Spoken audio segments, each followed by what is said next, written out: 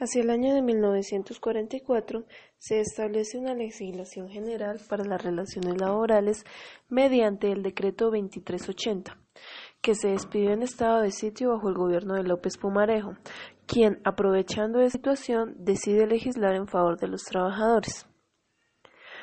Posteriormente pasó a ser la Ley Sexta del año de 1945, ley que unificó y dispuso por primera vez los beneficios de la seguridad social a cargo del empleador, que después pasarían a ser la responsabilidad de un seguro social en general.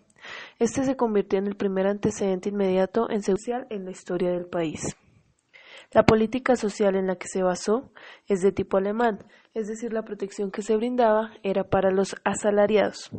Para estos importantes cambios se vio la participación de diferentes sectores, como los obreros, gremios empresariales, sindicatos federales y el Estado. Posteriormente, en el año de 1946, con el ministro Arraiga se crea el Instituto Colombiano de Seguros Sociales mediante la Ley 90, lo que se convirtió en lo más importante del siglo XX en cuestiones de seguridad social y que disponía transitoriamente las obligaciones de seguridad social en cabeza aún del empleador, mientras el instituto se consolidaba para que asumiera tal responsabilidad, pues en principio contribuiría con los seguros de reparto y después con los seguros económicos. La Ley 90 del 46 también disponía obligaciones tales como la indemnización por accidente de trabajo, indemnización por enfermedad profesional, auxilio por accidente profesional, gastos del entierro, vacaciones y cesantías, asistencia médica y hospitalaria.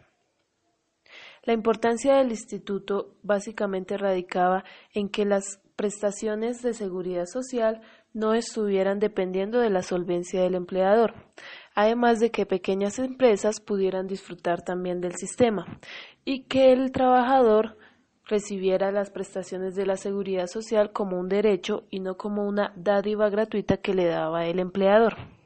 Los primeros afiliados fueron de 54.000 trabajadores y 7.100 empresas.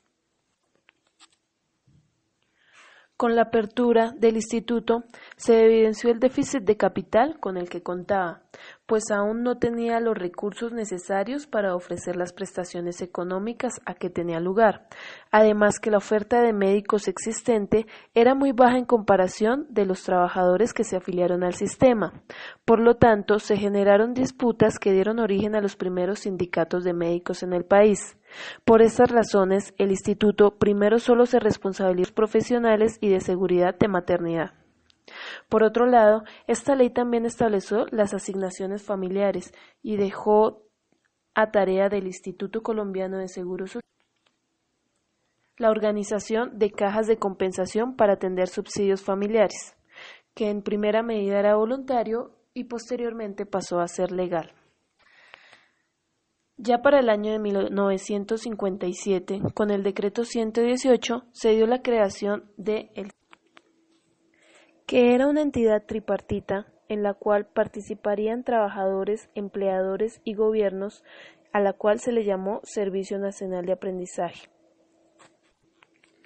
Sus funciones, definidas en el decreto 164 del año del 57, eran brindar formación profesional a los trabajadores jóvenes y adultos de la industria, el comercio, la agricultura, la minería y la ganadería. Además, organizar y mantener la enseñanza teórica y práctica relacionada con diferentes oficios. Se estableció también un contrato entre el empleador, el SENA y el aprendiz, donde el empleador, cuando tuviera 20 trabajadores, más de 20 trabajadores, que el 5% de estos 20 trabajadores ser aprendices del SENA. En principio, con este decreto, el 4% de los recursos iban destinados al subsidio familiar y el 1% al SENA. Más adelante, con la Ley 58 del año 63, el 2% pasó a ser recurso al SENA.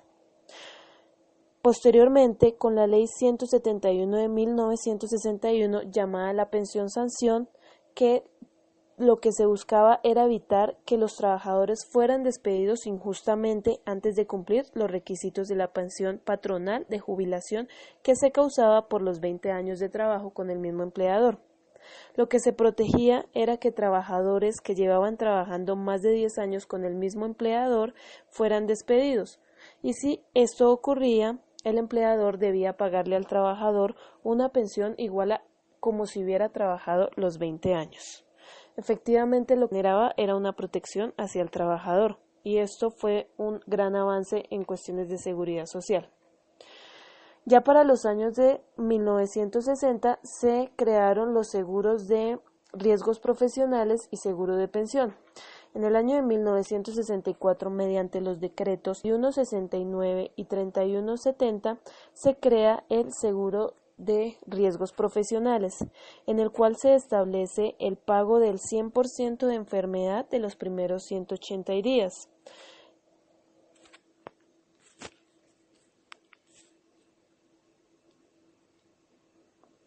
Y en el año de 1966 finalmente se crea el seguro de pensiones.